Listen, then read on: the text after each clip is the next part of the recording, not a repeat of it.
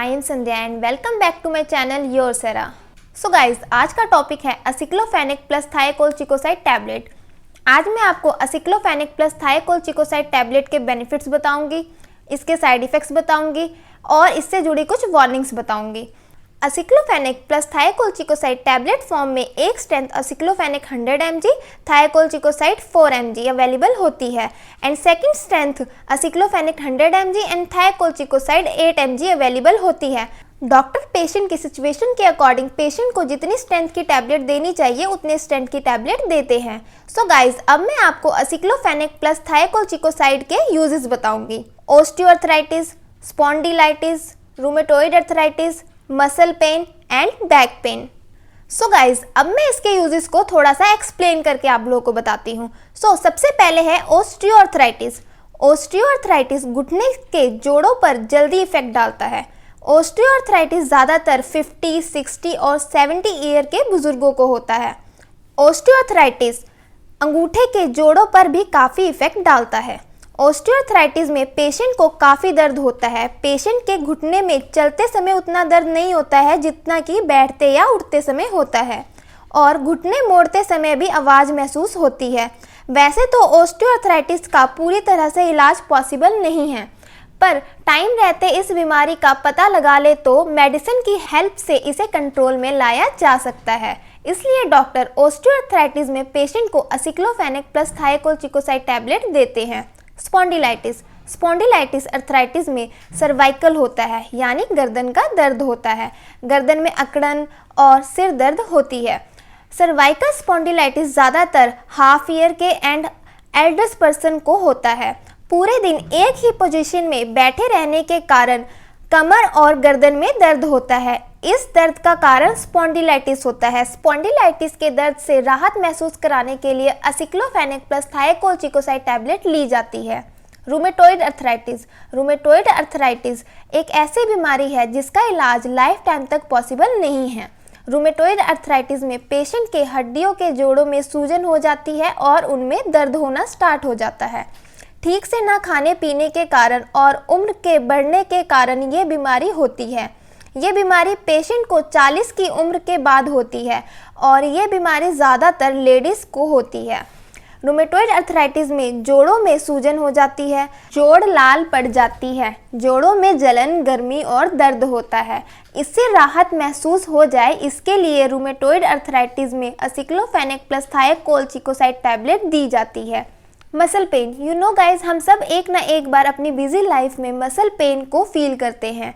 Muscle pain के कई कारण होते हैं, जैसे कि अगर रीढ़ की हड्डी की नसों पर दबाव पड़ रहा हो तो इसके कारण पैरों की मांसपेशियों में ऐंठन और दर्द होती है, और हम जितना चलते हैं उतना ये दर्द बढ़ते रहता है। मांसपेशियों का दर्द हमारे शरीर के किसी भी हिस्से में हो सकता है। शरीर में अगर चोट लग जाए तो भी मांसपेशियों का दर्द हो सकता है।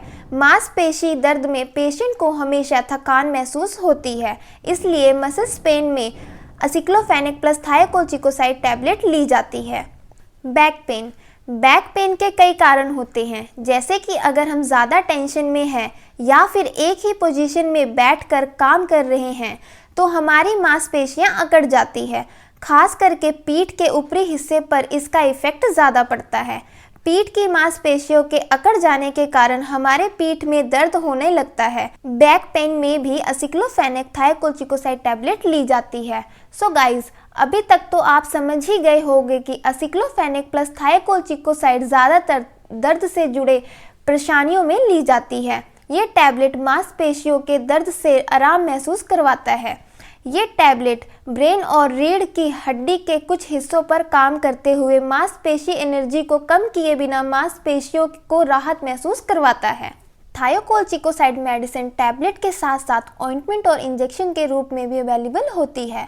थायोकोल्चिकोसाइड असिक्लोफेनेक के अलावा अदर कॉम्पोजिशन के साथ भी अवेलेबल होती है। इंजेक्शन फॉर्म में थायोकोल्चिकोसाइड को डॉक्टर पेशेंट के हेल्थ की सिचुएशन के अकॉर्डिंग पेशेंट को इंजेक्शन लगाते हैं। ऑइंटमेंट फॉर्म में थायोकोल्चिकोसाइड को वहां लगाया जाता है जहां हमें दर्द महसूस होता है।